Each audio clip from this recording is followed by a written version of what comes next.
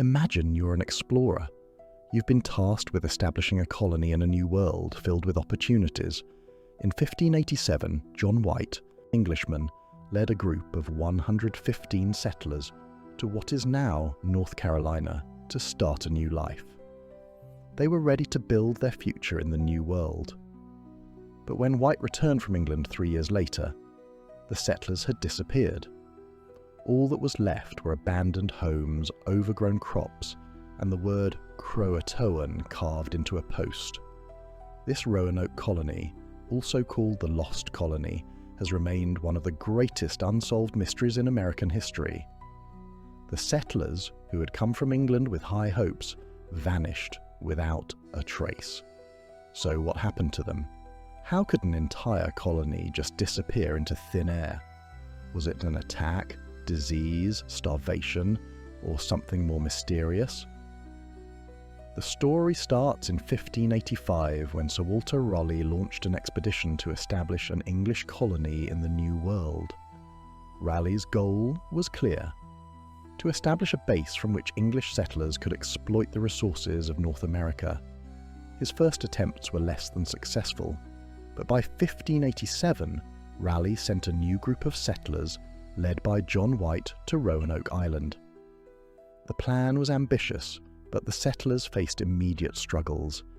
The local Native American tribes were wary of the English, and resources were scarce. Despite these challenges, John White left for England in 1587 to get supplies and reinforcements for the struggling colony. He was meant to return within a few months, but a war with Spain delayed his return for almost 3 years.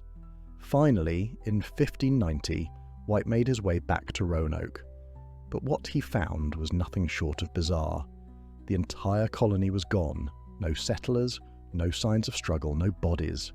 The only clue, the word Croatoan carved into a post and the word crow etched into a nearby tree. Croatoan was the name of a nearby island, and some believed the settlers might have moved there, but White never managed to find them. Over the centuries, many theories have emerged to explain the disappearance of the Roanoke colony. Let's look at some of the most prominent ones. One of the most popular theories is that the settlers were attacked by Native American tribes. The relationship between the Roanoke settlers and the indigenous tribes was complicated. Some of the tribes, like the Croatoans, had a relatively peaceful relationship with the settlers. However, other tribes, such as the Powhatan, were less friendly. Some believe that the settlers were ambushed or killed by hostile Native American groups, but no signs of a battle or massacre have ever been found. The mystery of the word Croatoan raises questions. Why would the settlers leave a message indicating they went to a specific island if they were under attack? Another theory suggests that disease, particularly malaria or dysentery, could have decimated the population. The colony's location was swampy, and these diseases were common in such environments. There's also the possibility that the settlers simply didn't have enough supplies to survive, leading to starvation. But why would they carve Croatoan into a post if they were just trying to survive in such dire conditions? And why leave the island without leaving any remains behind? If the settlers had died, wouldn't there be some signs of their deaths? One of the most intriguing theories is that the settlers actually left the island to live with the Croatoan tribe. The word Croatoan was carved into the post, and it might have been a signal that they had relocated to the nearby island, seeking the help of the friendly Croatoan tribe. But when White searched Croatoan Island, he found no signs of the settlers. In the early 19th century, the world's greatest scientific minds were struggling to understand something strange: the existence of a peculiar set of stones that had been found in the small town of Upton, Massachusetts. They were known as the Westford Knight stones, and the story behind them has remained one of the most perplexing mysteries in early American history. The stones were discovered in the 19th century, and they quickly gained attention due to the odd markings they featured. Some of these stones had carvings that resembled a knight on horseback, complete with armour and a sword. There was also a carving of a sword, an intricate design, and even a cross. symbols that seem to suggest a connection to the Knights Templar, an enigmatic medieval order of knights that supposedly guarded sacred secrets. What made the discovery of the Westford Knight even more baffling was the possibility that it could provide evidence of pre-Columbian contact between Europe and the Americas. In the 1400s, long before Columbus famously sailed the ocean blue, European explorers were supposedly venturing across the Atlantic and reaching the shores of North America. But what if the evidence had been hidden for centuries? Theories about the Westford Knight began to swirl almost immediately. The most popular idea was that the carvings were the work of Norsemen who had made their way to North America long before Columbus. Evidence of Viking presence in North America, such as the remains of a Norse settlement found in Newfoundland, had already been discovered in the early 20th century. Could it be that the Westford Knight stones were part of this same story? But another theory suggested something even more sensational.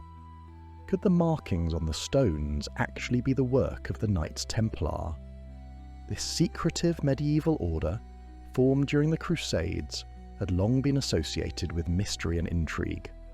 According to some, the Templars had secret knowledge and had ventured far beyond the reaches of Europe. Could they have made their way to the Americas centuries before Columbus, leaving behind a cryptic record of their journey? The idea of the Templars travelling to the New World isn't as far-fetched as it might sound. After all, the Knights Templar were known to be some of the best connected and most skilled explorers of their time. They had vast wealth and resources at their disposal, which could have allowed them to embark on transatlantic journeys. They were also known for their mastery of navigation and their mysterious links to ancient secrets, which could have led them to explore distant lands. The Westford Knight stones, with their peculiar carvings and symbols, seem to fit neatly into this theory. The sword, the cross, and the image of a knight on horseback all pointed to a connection with the Templars. But there were also other strange aspects to the stones that couldn't be explained away.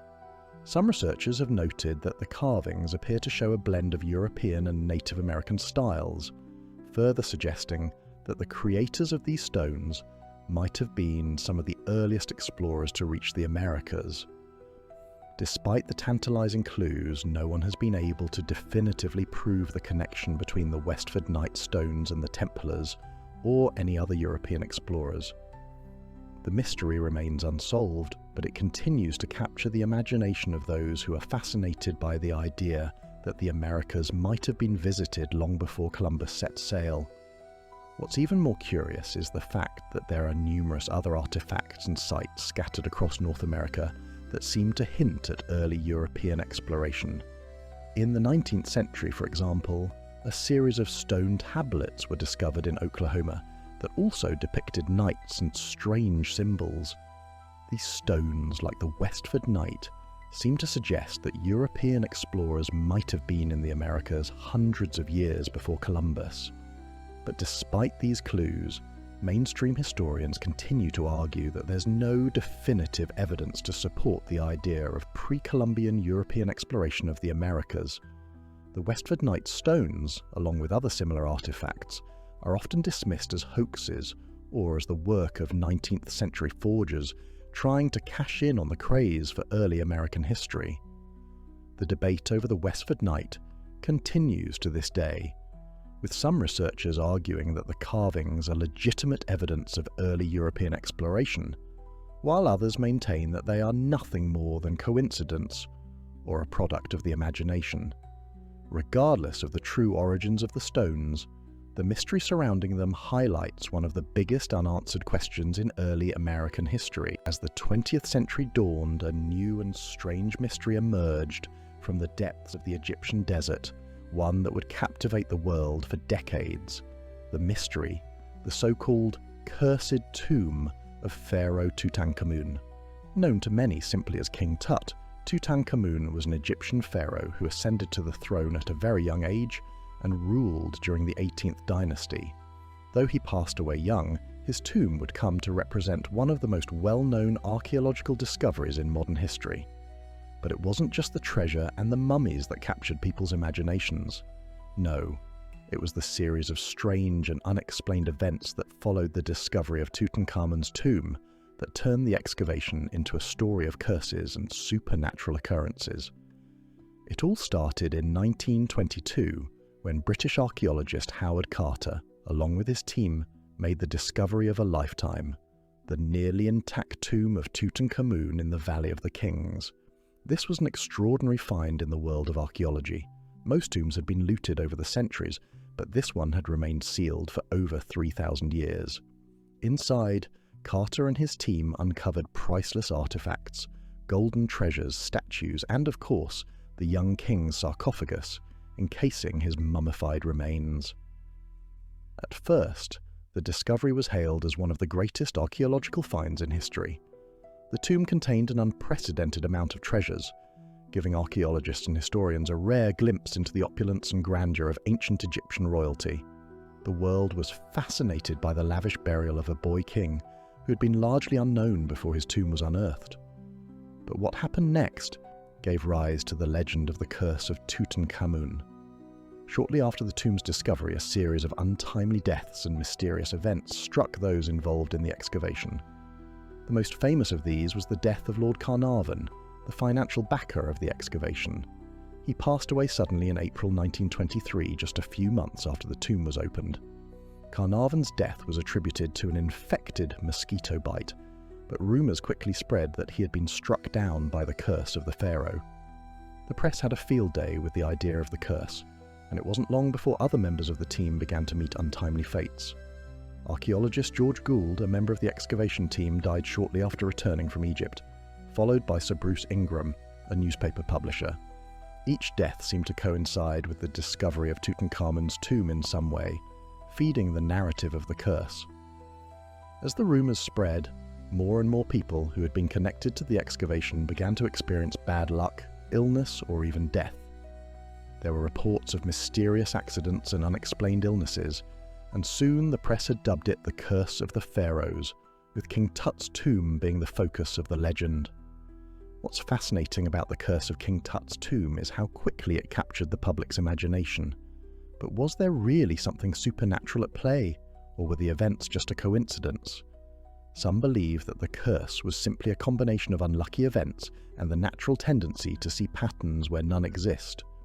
Some archaeologists and experts have pointed to the potential role of bacteria or toxins in the tomb. Ancient Egyptian tombs were often sealed for centuries, and the air inside could be filled with harmful microorganisms or spores. It's possible that those who entered the tomb were exposed to dangerous bacteria that could have caused illness or even death. This theory explains why some of the individuals involved in the excavation died under strange circumstances. Others suggest that the curse was simply a product of superstition. Ancient Egyptians were deeply religious, and many believed in the power of curses to protect tombs from tomb robbers. The inscription at the entrance of Tutankhamun's tomb, which warned of dire consequences for those who disturbed the pharaoh's resting place, could have been enough to inspire the idea of a curse. It's possible that the deaths of the excavation team members were seen as a fulfillment of this warning, even though they may have been unrelated to the tomb itself. Despite the skepticism of many historians, the legend of the curse endured, largely due to the sensationalism of the media. Every death or misfortune associated with the excavation was linked to the curse, even though many of these deaths could be explained by natural causes. One of the most compelling aspects of the curse is the role it played in shaping the public's view of ancient Egypt and archaeology. The idea that a powerful curse could have been placed on the tomb of a long-dead pharaoh fed into a growing fascination with Egyptology and the ancient world. In the heart of the dense jungles of Central America, an ancient city lies hidden beneath a thick canopy of trees. The city is called La Ciudad Blanca, or the White City, and for centuries it has remained one of the greatest mysteries of Mesoamerican archaeology. The story of La Ciudad Blanca is not only a tale of lost civilizations, but also a story of explorers, treasure hunters, and the eternal allure of a city lost to time. The existence of La Ciudad Blanca was first suggested in the 16th century by Spanish conquistadors who ventured into the jungles of Honduras. They spoke of a great and prosperous city deep within the wilderness, a city that was said to be filled with treasures beyond imagination. The city, they claimed, was inhabited by an advanced civilization, one that had knowledge and riches far beyond what the Spanish had encountered in the Americas. However, despite the tantalizing accounts of this mysterious city, it remained elusive for centuries. The dense jungle and treacherous terrain made it nearly impossible for explorers to find. And yet, the legend of La Ciudad Blanca persisted, growing with each passing generation, fueled by rumors, folklore, and the accounts of those who believed the city still existed. The first modern attempt to find La Ciudad Blanca came in the early 20th century. In 1939, an American explorer named Theodore Maud embarked on an expedition into the jungles of Honduras in search of the legendary city. Maud claimed that he had found evidence of the city's existence, including ancient stone carvings and a large stone head that resembled those of the Olmec civilization. However, despite his claims, Maud was unable to provide definitive proof of the city's location, and his discovery was met with skepticism. Undeterred, Maud continued to search for La Ciudad Blanca, but after a mysterious set of events, he was forced to abandon his quest.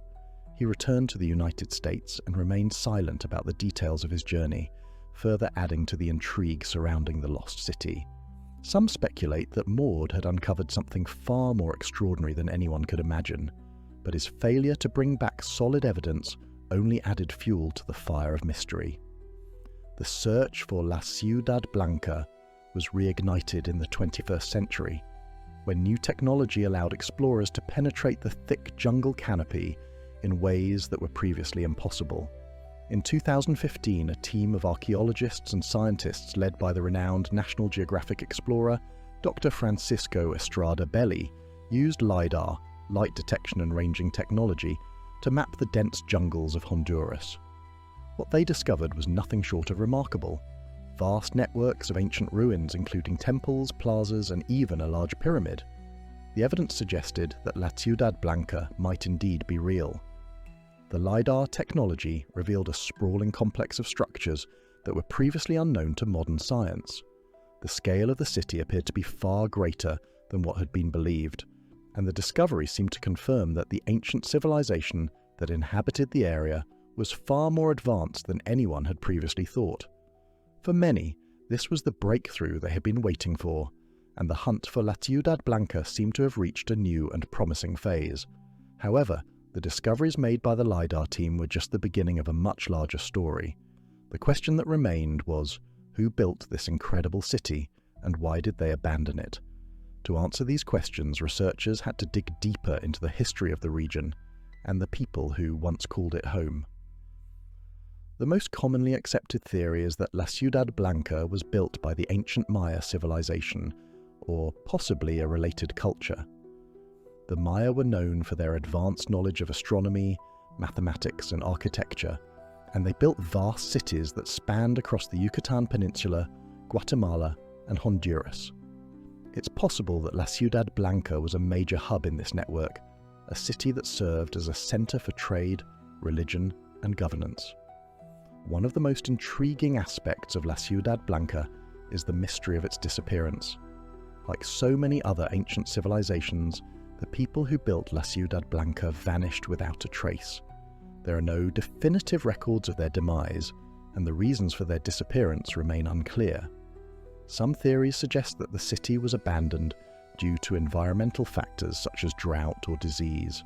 Others speculate that the inhabitants were driven out by invaders or internal conflicts. Somewhere between the borders of France and Germany, nestled deep in the heart of the forested Vosges Mountains, there's a tale that almost sounds too wild to be true. It's the story of the Green Children of Banjos, a pair of mysterious children who allegedly appeared out of nowhere in the 12th century, speaking an unknown language, with green-tinted skin, and wearing clothes made of unfamiliar material. Yeah, it sounds like folklore, but what if there's more to this weird little tale than just a campfire story? The story goes like this. One afternoon, villagers in Banjos, a quiet settlement barely on the map, heard cries near the edge of the forest. When they went to investigate, they discovered two children, a boy and a girl, just standing there. They were clearly young, probably under 10, but there was something undeniably odd about them. Their skin had a greenish hue, like the colour of spring leaves, and they wore clothes that shimmered strangely in the sun. They didn't speak French or German, or any known language at the time, and when the villagers tried to offer them food, the kids refused everything except raw beans, which they ate greedily. Naturally, the villagers were baffled. They tried to care for the children, and slowly the kids started learning bits of the local language. Over time, the green hue of their skin faded, especially after they started eating a regular diet. Sadly, the boy became ill and passed away a few months later, but the girl survived and eventually learned to communicate well enough to share fragments of her story. What she described was beyond strange. According to her, she and her brother came from a place called Saint Martin's Land, a subterranean world where everything was dimly lit, like perpetual twilight. The people there were green, just like they had been, and they lived underground, in a society that had no knowledge of the sun. One day, while herding their animals near a cave, the two siblings had followed a strange sound, and suddenly they found themselves in the blinding light of the outside world, lost, disoriented, and unable to find their way back. Now, this might sound like a fairy tale, but the story has been told and retold for centuries. Some versions place it in Banjos, others in Woolpit, England, where the green children of Woolpit tale has been famously documented. Historians have tried to rationalise the story for centuries. Some say it was a metaphor for displaced or orphaned children during a time of war or famine. Others believe the green skin might have been caused by malnutrition, specifically chlorosis, a type of iron deficiency. But then there are those who look deeper. Some researchers have proposed that the children weren't from another country or even from Earth, but from another dimension. Sounds like sci-fi? Maybe, but consider the consistency of their story, even across different versions. An underground land, a twilight world, a strange hum leading them to the surface. It sounds oddly familiar to reports of ancient subterranean myths found across various cultures, from the Hopi legends of the Ant People to the Tibetan stories of Agartha. And let's not ignore the curious similarities to certain modern-day alien encounters. The language barrier, the odd clothing, the green skin. You could easily match this tale up with descriptions from people who claim to have seen extraterrestrials or interdimensional beings. But this story came centuries before aliens were even a concept. So, were the green children the last survivors of some hidden civilization? Lost wanderers from an underground realm? Refugees from a parallel world? Or just regular kids with a strange condition who got lost in the woods? Whatever the case, the mystery still lingers. You can go visit the forests where they allegedly appeared. You can look through medieval manuscripts and see their tale recorded with deadpan seriousness by chroniclers of the time, people who usually weren't in the business of fantasy. Okay, so let's kick this one off with something that's been baffling archaeologists and scientists for decades. It's got mystery, ancient tools, and something that seriously messes with our understanding of early human history. I'm talking about the Baghdad battery. Yeah, a battery, as in the thing you plug into your phone, except this one supposedly existed thousands of years ago in ancient Mesopotamia. The story goes like this. In the 1930s, a German archaeologist named Wilhelm König discovered a set of clay jars near Baghdad, Iraq. Inside them, copper cylinders and iron rods. Combine those with an acidic solution like vinegar or lemon juice, and boom, you've got a basic battery. Now, what's crazy isn't just that this ancient battery existed, but the question it raises, what on earth were they using it for? There are no ancient texts saying, hey, by the way, we invented electricity. So, was it for electroplating jewellery, as some suggest? Maybe religious rituals? Or maybe, just maybe, it's a tiny glimpse into a lost chapter of human tech that's been long forgotten. The ancient world might have had a bit more voltage than we gave it credit for. Speaking of forgotten tech, let's hop over to another mystery that's been messing with minds for generations. The Coral Castle in Florida. This place was built in the early 20th century by a Latvian-American named Edward Leeds Kalnin. What makes this so nuts? The guy built an entire complex of stone monuments, huge coral blocks weighing tons, all by himself. He never let anyone see how he did it. No cranes, no helpers, nothing. He worked alone at night, moving these massive stones with a method he claimed was based on magnetism and leverage. Some people say he figured out how to harness anti-gravity. Others think he understood some kind of ancient Egyptian tech. Edward was super secretive and left behind notes that didn't really explain much, but they were full of cryptic references to magnetism, electrical currents, and ancient knowledge. So now we've got this weird, magical stone garden in Florida that still stands as a question mark in the face of modern physics. Now, let's turn the pages to something a little colder. Literally. In 1959, a group of experienced Russian hikers went missing in the Ural Mountains. When rescuers finally found them, what they discovered became known as the Dyatlov Pass incident. Imagine this. Tents slashed open from the inside, bodies found barefoot and barely clothed in sub-zero temperatures, some with severe internal injuries, but no visible wounds. One hiker's tongue was missing. Another had a skull fracture that would be consistent with a car crash, but with no external damage. Radiation was found on their clothes, and yet, no one has a clue what happened. Some blame a secret military experiment.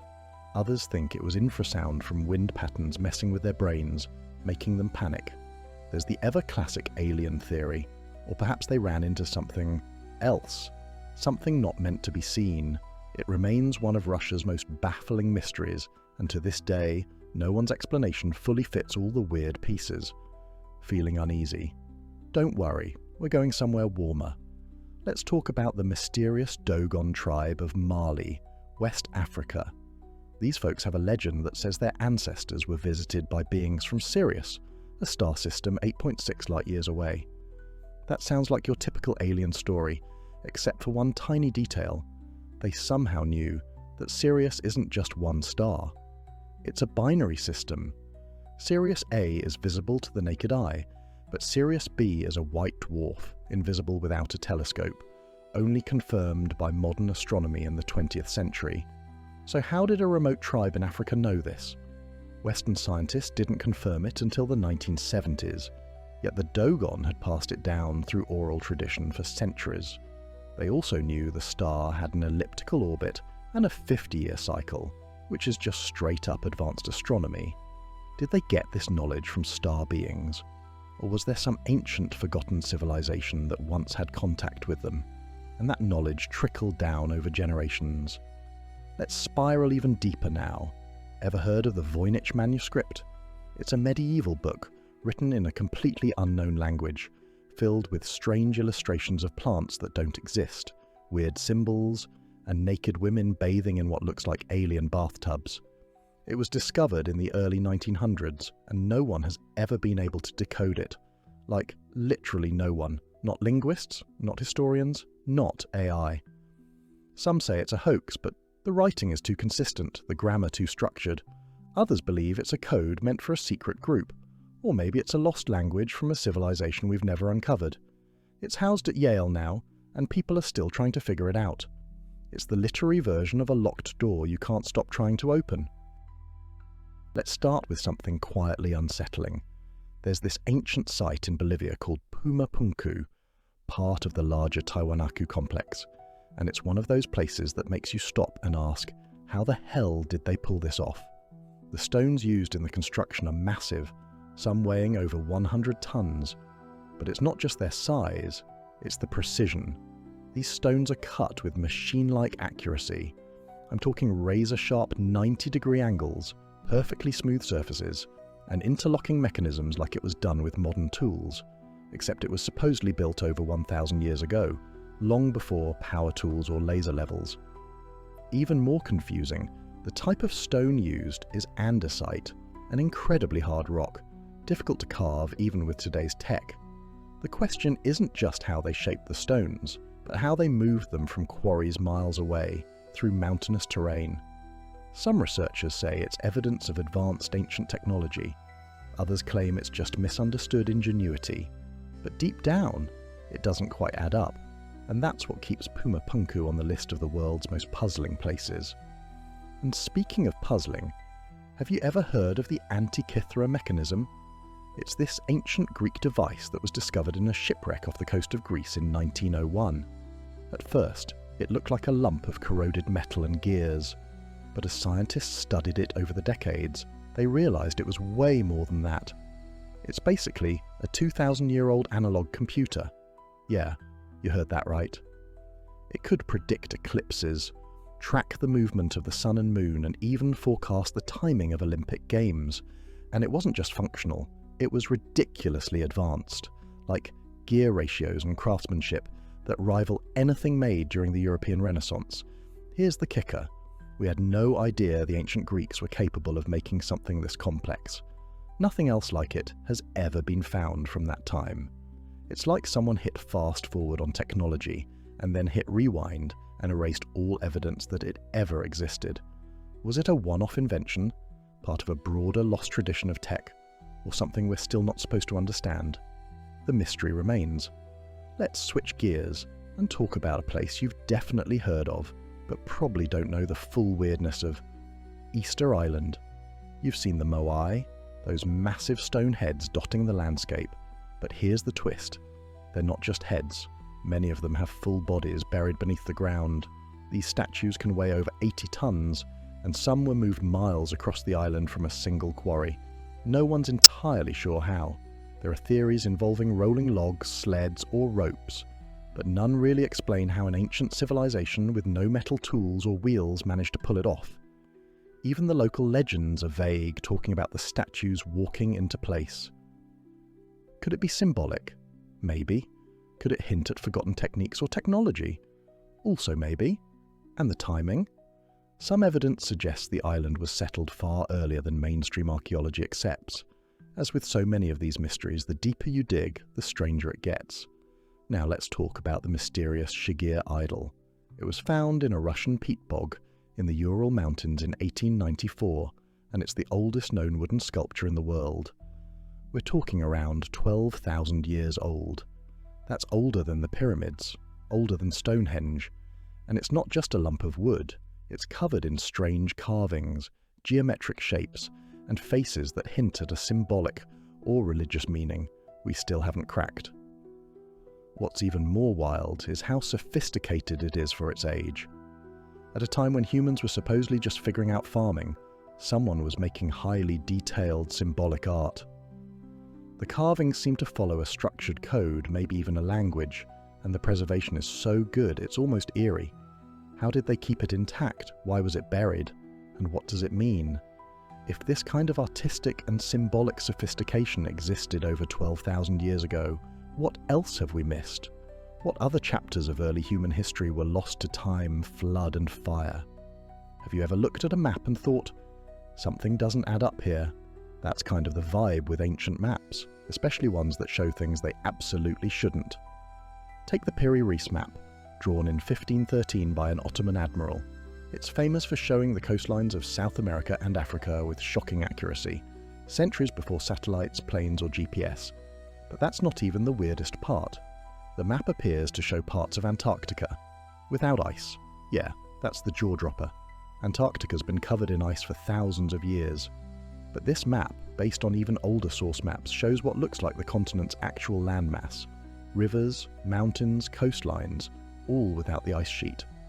And that raises a massive question. Who mapped Antarctica before it was frozen? Or was it never frozen when the original source map was made? Either answer breaks everything we thought we knew about ancient seafaring and geography. And the Piri Reis map isn't alone.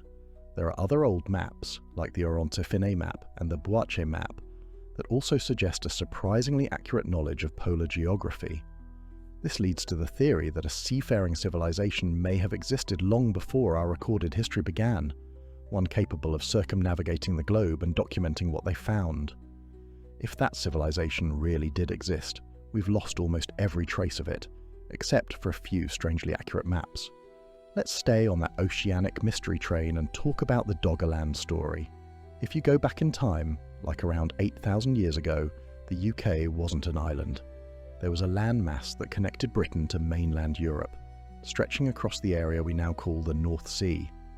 That land is called Doggerland, and it was once home to Mesolithic people, hunter-gatherers living in forests, marshes and rolling hills.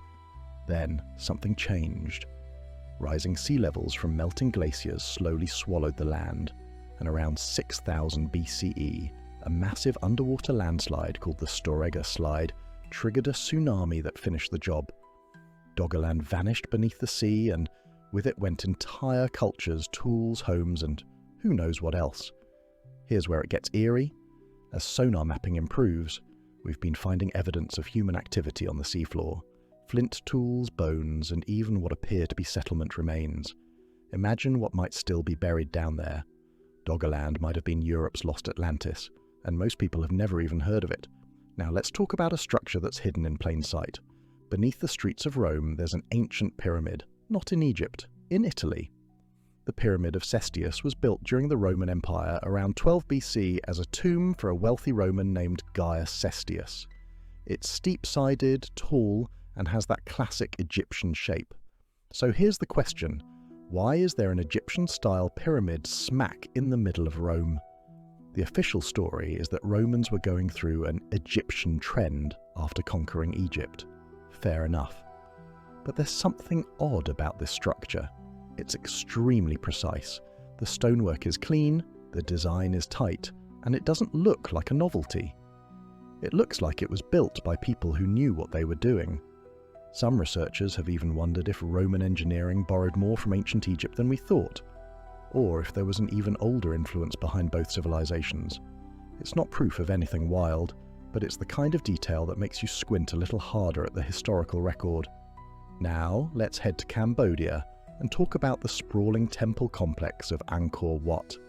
Everyone knows it's one of the largest religious monuments in the world, but fewer people realize just how insane its construction is. The site is perfectly aligned with celestial bodies. The carvings and layout map the solar and lunar cycles. The level of astronomical and mathematical knowledge baked into its architecture is staggering. Let's talk about something that sounds like a plot from a sci-fi movie, but is rooted in an actual government program: the CIA's Stargate project. Yeah, this was real. Back in the 1970s, the US government began funding a top-secret program to investigate psychic phenomena, specifically remote viewing. That's when someone sits in a room and sees things happening far away using only their mind. Sounds nuts, right? But the CIA thought it was worth investing in. People who were part of the program claimed they could see inside enemy facilities, locate hostages, and even explore places like Mars, all with their minds. Declassified documents show that this went on for over 2 decades. Eventually, the program was shut down and dismissed as inconclusive, but the fact that it was taken seriously for so long says a lot. Were they onto something, or were they just grasping at straws during the Cold War? Either way, it leaves behind a weird little wrinkle in our understanding of what governments are willing to explore behind closed doors. Now, let's shift to ancient Damascus. There's a legend about a kind of steel used in the Middle Ages that was so strong, flexible, and sharp that it could slice through other metals and never lose its edge. It was called Damascus steel, and no one today knows exactly how to make it. We can get close, but the exact recipe? Lost. Knives and swords made of true Damascus steel have these beautiful flowing water patterns on the blade. They weren't just for show. Those patterns were the result of intricate forging techniques that involved layers, heat, and maybe even some materials we don't have access to anymore. The knowledge was passed down through guilds and then eventually faded. Wars destroyed cities, masters died without apprentices, libraries burned, and something amazing just vanished. From blades to books, now we're going to ancient Mesopotamia, specifically the city of Nineveh. In 1849, archaeologists unearthed a massive library in the ruins of King Ashurbanipal's palace. It contained tens of thousands of clay tablets written in cuneiform script, one of the oldest forms of writing. This was basically the world's first data center. Among the tablets was the Epic of Gilgamesh, which includes a flood story that sounds a lot like the story of Noah from the Bible. But this one's older, much older. The discovery made scholars reevaluate what they thought they knew about religion, myth. All right, let's talk about one of the most quietly disturbing archaeological finds ever, the skeletons of Roopkund Lake. Nestled high in the Indian Himalayas, Roopkund is a frozen lake that for most of the year looks like just another remote mountain pool. But when the ice melts, it reveals something deeply unsettling. Hundreds of human skeletons scattered around its edges. The locals always knew the bones were there, and the place was nicknamed Skeleton Lake for generations. But in 1942, when a British forest ranger stumbled across the site, it became a global curiosity. Who were these people? Why were so many of them buried at once in such a desolate place? For decades, theories bounced around. Some said they were soldiers from a forgotten war. Others thought they were traders caught in a storm, or victims of a mass ritual. But here's where it gets even weirder. In 2004, researchers finally dated the bones using radiocarbon analysis. Turns out, the remains weren't all from the same time. Some dated back to the 9th century. Others were from the 1800s. Even stranger, genetic testing revealed they weren't even from the same part of the world. One group seemed local to India, but another had ties to the Eastern Mediterranean, possibly Greece. So how did a bunch of genetically unrelated people from completely different centuries end up dead in the same remote spot? The prevailing theory is a sudden hailstorm, a lethal one. Some of the skulls showed blunt force trauma consistent with being struck from above, but we're talking about injuries so intense it would have taken baseball-sized chunks of ice falling from the sky. Imagine a group of travelers caught in a sudden freak hailstorm in a high-altitude valley with nowhere to hide. It sounds like a horror movie. But the real nightmare is that it may have happened more than once, to unrelated groups centuries apart, like the place itself was cursed. And that's the part that sticks with you. Roopkund doesn't just challenge our understanding of history, it whispers something darker, that some places in the world just want you gone. Not for a reason, not as punishment, just because they do. There's a remote island in Italy that the locals refuse to set foot on. Not because of superstition, but because every time they do, bad things happen. That island is Poveglia, and if there's such a thing as a real-life island of the dead, this might be it. Poveglia is a tiny, abandoned patch of land floating in the Venetian lagoon. Beautiful on the outside, but the stories wrapped around it are anything but pretty. It was first used in the 1700s as a quarantine station during Europe's brutal plague outbreaks. And not just a few dozen people were sent there, we're talking about tens of thousands. If you showed signs of the plague, coughing, fever, anything, you were taken to Poveglia and never came back. It wasn't a hospital, it was a dumping ground. People died by the hundreds. They burned the corpses in pits. Some say they even threw the still living into the fires to stop the spread. For years, smoke rose from the island like a warning signal. And even after the plague ended, the island didn't get a break. In the 1920s, they built a psychiatric hospital on the island. Patients claimed to see ghosts. They said they heard screams at night that didn't belong to anyone alive. Doctors, of course, wrote it off as delusion, until one of them reportedly started acting strange himself. He began experimenting on patients, performing crude lobotomies with rusty tools, no anesthesia. According to legend, he claimed spirits guided his hands. Eventually he either fell or was thrown from the bell tower. Some say he jumped to escape the voices. Others say the spirits he tormented finally got to him. Either way, he died instantly. Locals say you can still hear the bell ringing, even though the bell was removed decades ago. Today, the island is completely off limits. The Italian government doesn't allow tours. Fishermen refuse to cast their nets near it, and the few who have snuck in, they never last long. There's a weight there, they say, like something is watching, waiting. It's not loud, it's not violent, but it makes sure you know you're not supposed to be there. The creepiest part, soil tests show that nearly half the island's ground is made up of human ash. You're not just standing on cursed land, you're standing on the remains of thousands. Some say it's haunted. Others say it's cursed by history itself. Deep in the Siberian wilderness, there's a place so remote and so bizarre that even seasoned scientists and survivalists tread carefully around it. It's called the Tunguska region, and in 1908, something happened there that no one has fully explained even today. It was early morning, June 30th. The sky lit up with an intense blue light that could be seen for hundreds of miles. Then came the explosion. Not a rumble, an explosion. It flattened over 800 square miles of forest, knocking down more than 80 million trees in a massive radial pattern. People living nearly 40 miles away were thrown off their feet. Glass shattered. The shockwaves circled the Earth, twice. But here's the strangest part. No crater. Nothing hit the ground. Whatever caused that devastation never left a solid trace behind. For years, no one could even reach the site.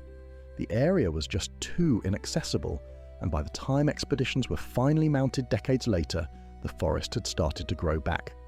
Investigators found scorched earth, mutated plant life, and trees blown outward in a perfect butterfly shape from the blast's epicenter, but no meteorite fragments, no debris, nothing that explained the sheer scale of what happened.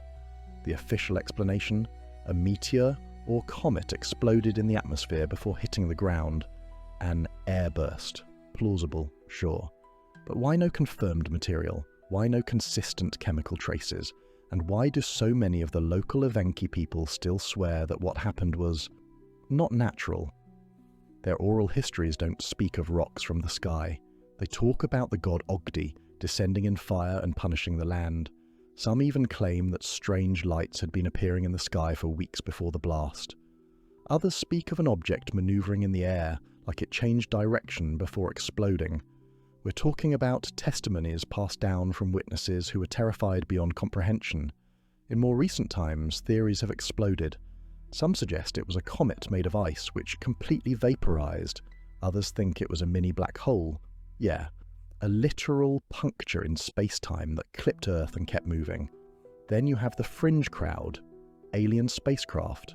Some believe it was a nuclear-powered UFO that exploded mid-air, and when you consider how eerily similar the destruction pattern is to a high-altitude atomic bomb, it's not as far-fetched as it sounds.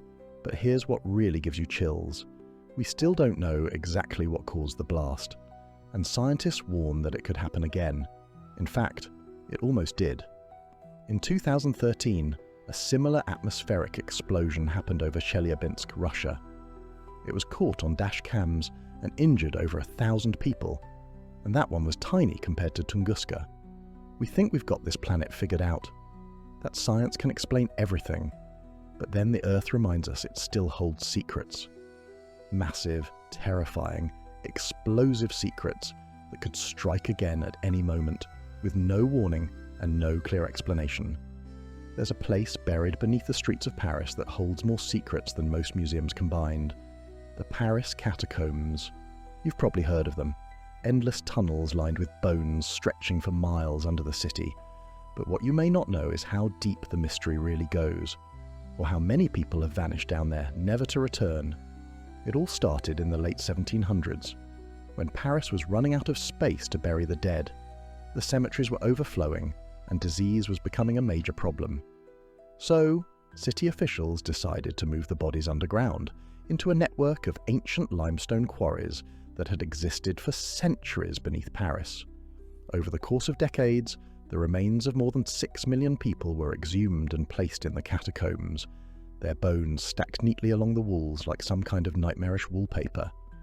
At first, it was meant to be practical, just a solution to a very grim problem. But soon, people started to notice something strange. The air was colder than it should be, even for underground tunnels.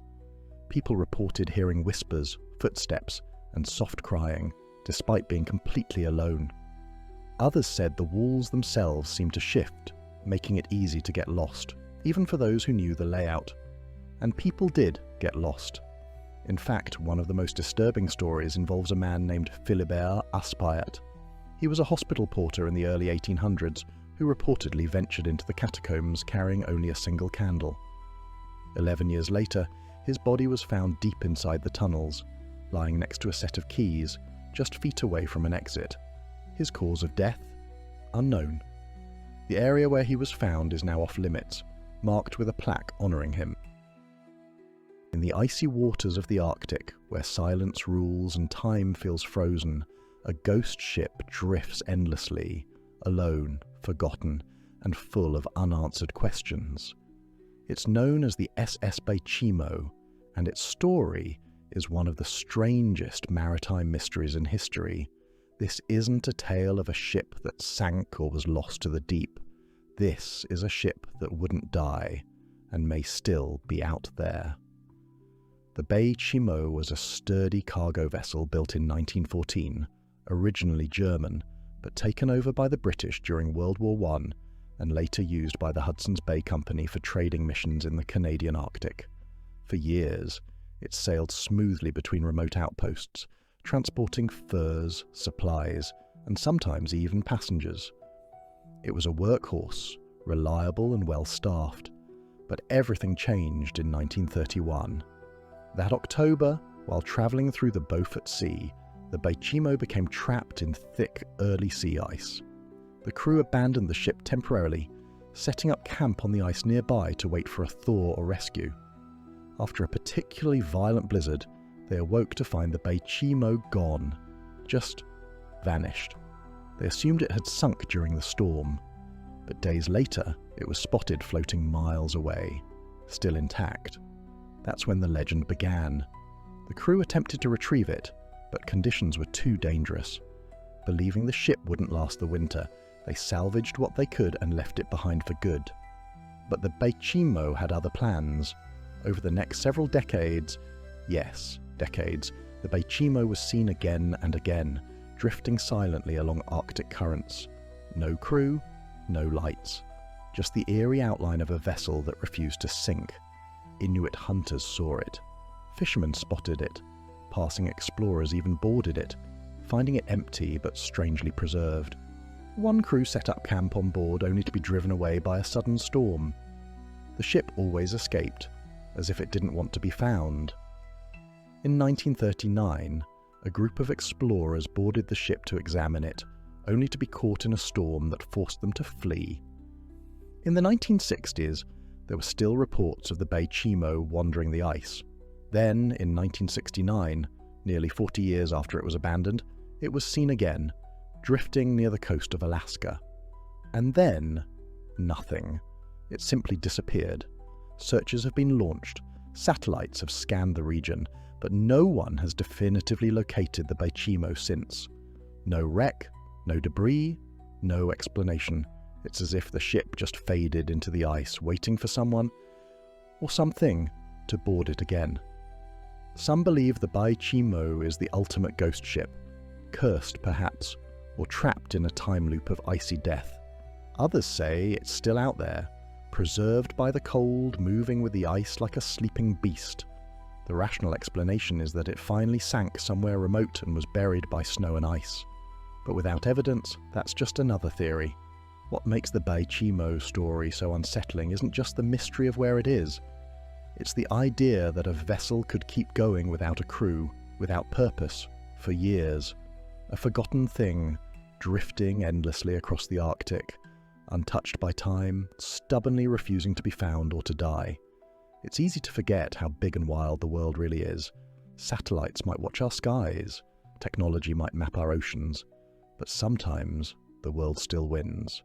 It hides its secrets in the ice, in the forests, in places we were never meant to see.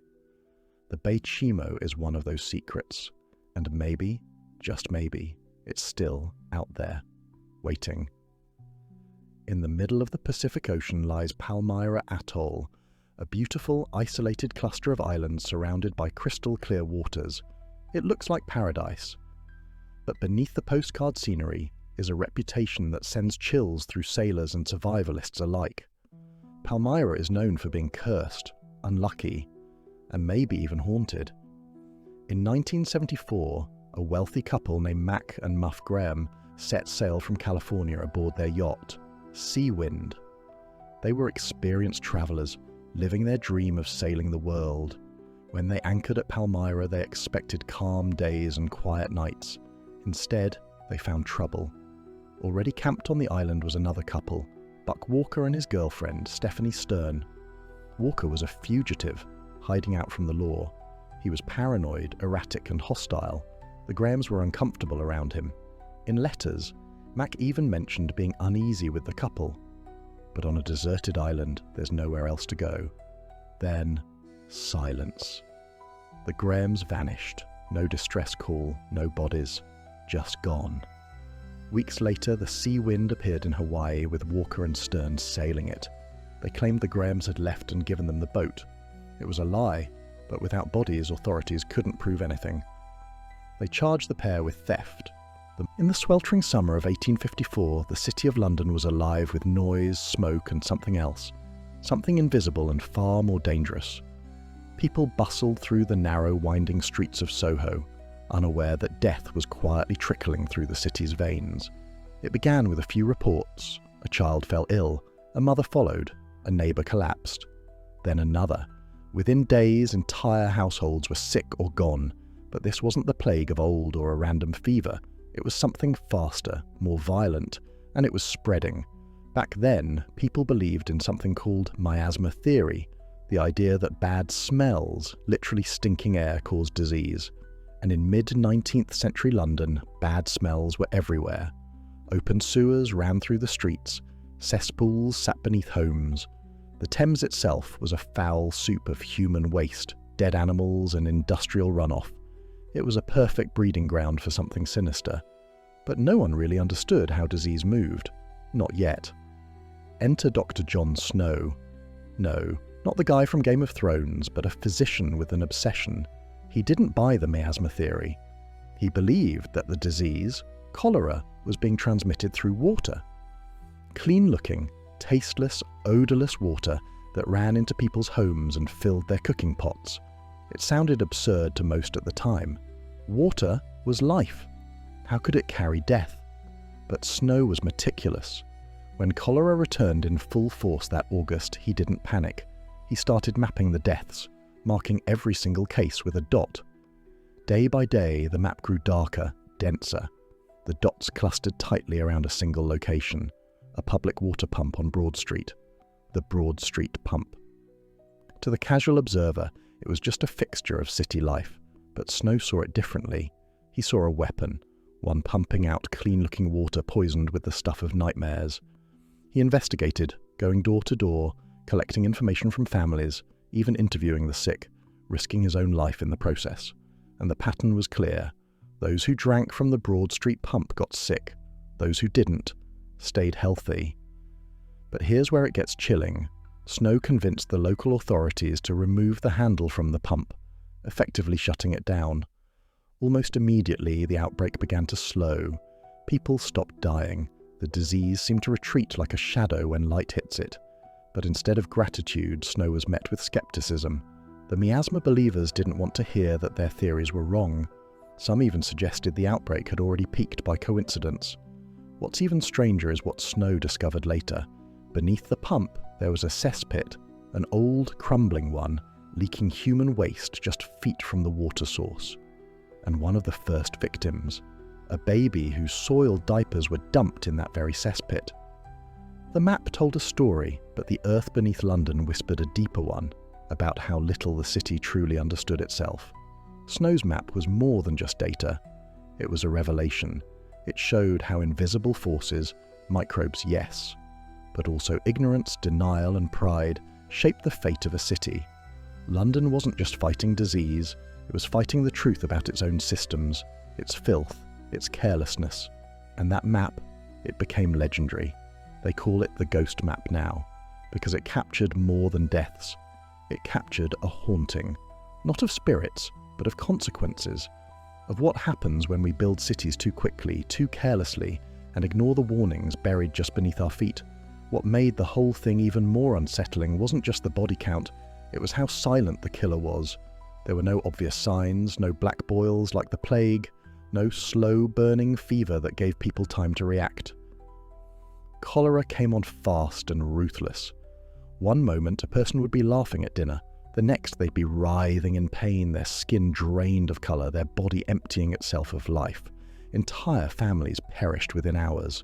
The city's heart skipped beats as fear crept into every corner. But Snow wasn't looking for fear. He was looking for patterns. He worked in quiet defiance of the established medical community, many of whom mocked his theory. Water? Impossible. After all, clean water didn't smell. But Snow was onto something, and every name he jotted down, every dot he placed on the map, became another thread in the web he was slowly unraveling. There was a woman living far outside the infected area, miles away from the chaos in Soho. She had no direct contact with the city centre, no visitors, nothing out of the ordinary. And yet, she died of cholera. When Snow investigated, he found that her son, who lived near Broad Street, thought the water there tasted better. He liked it so much he had it delivered to his mother's home in a jug. She drank it, and she died. That one detail confirmed everything for Snow. The water was the carrier, the pump was the source. The city itself, unaware, was feeding poison.